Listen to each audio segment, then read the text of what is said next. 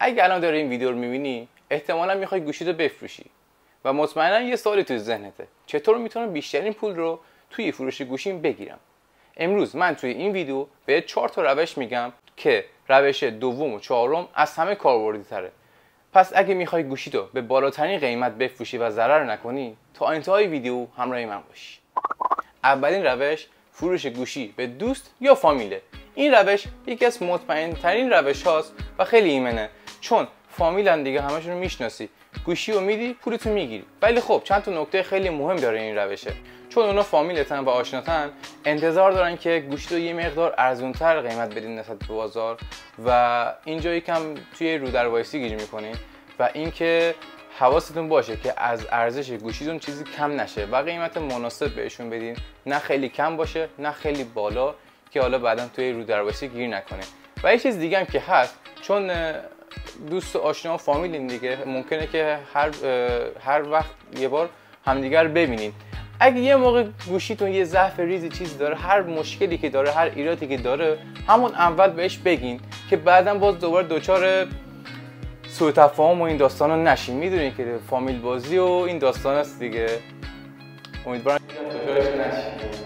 خب بریم سراغ روش دوم که یه روش خیلی بهتر از روش اوله. روش دوم گذاشتن آگهی تو سایت های دیوار و شیپوره. توی این روش میتونی به قیمت روز بازار یا بعضی موقع میتونی یه خورده بالاتر بفروشی، چون توی این روش تو خودت مستقیم با خریدار طرفی و هیچ واسطه‌ای هم وجود نداره. و توی آگهی دقت داشته باش که یه عکس با کیفیت داشته باشی، بعد راجع به حافظه، سلامت دستگاه، سلامت باتری و مدل گوشی با دقت توضیح داده باشی و از همه مهمتر صداقت داشته باش توی آگهی و دنبال حالا چیز دیگه هم نباشی که صداقت اصل کاره. ولی یه مشکلی که این روش داره اینه که چون با طرفی روبرو میشی که نه میشناسیش نه میدونی که چی کار است، پس حواست به کلاهبردارا هم باشه. و دیگه همین جز این همه چیش اوکیه و میتونی به قیمت خیلی بالاتر هم بفروشی. روش چهارم هم که اول ویدیو گفتم مثل همینه، ولی خیلی ایمن‌تر و راحت‌تره.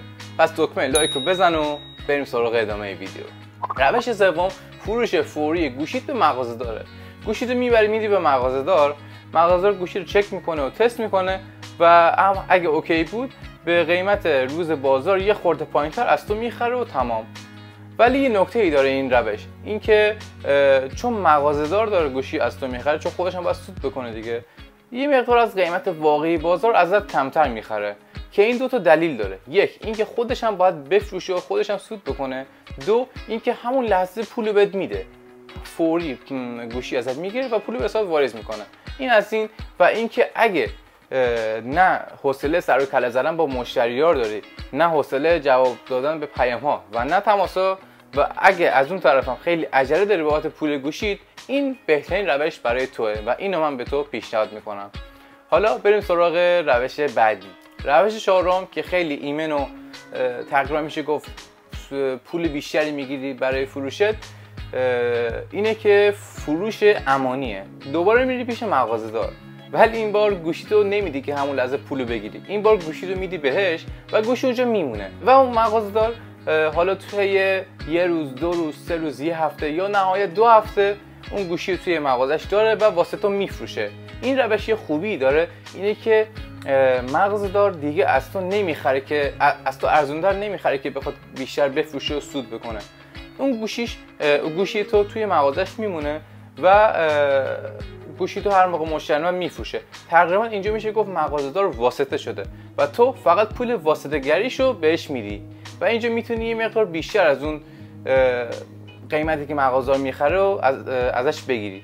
و یه خوبی دیگه هم که این روش داره، تو دیگه نه با کسی سر و کله میزنی نه با کسی چونه میزنی و وقتت هم اصلا گرفته نمیشه. مستقیم کلا با مغازه‌دار طرفی، گوشی رو میدی، هر موقع فروخت پولتو میگیری، تمام. و این یکی از بهترین روش‌هاست. من خودم اینو به شما همین روش رو پیشنهاد میکنم که واقعا فوق‌العاده است و همین دیگه. و فقط هم باید اون طرفی که گوشی رو بهش میسپاری، اون مغازه‌دار، باید مطمئن باشه و اگه نمیشناسیش انجام نده و گوشی تو بهش نده. خیلی خب، حالا بریم یه جنبندی کلی بکنیم از این 4 تا روشی که من به شما گفتم.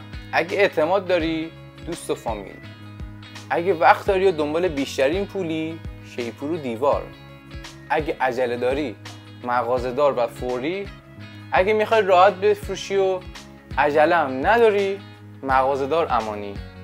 این 4 تا از بهترین روش‌هاییه که میتونی گوشی رو به بالاترین قیمت بفروشی و نه ضرر بکنی نه پولی هم از تو آنچنان کم بشه و بستگی به شرایط خودت میتونی یکی از این 4 روش رو امتحان کنی و حالا انجام بدی دیگه. آیفون و اندروید هم نداره. حالا تو بگو اگه بخوای گوشی رو بفروشی کدوم یکی از این 4 روش انتخاب میکنی؟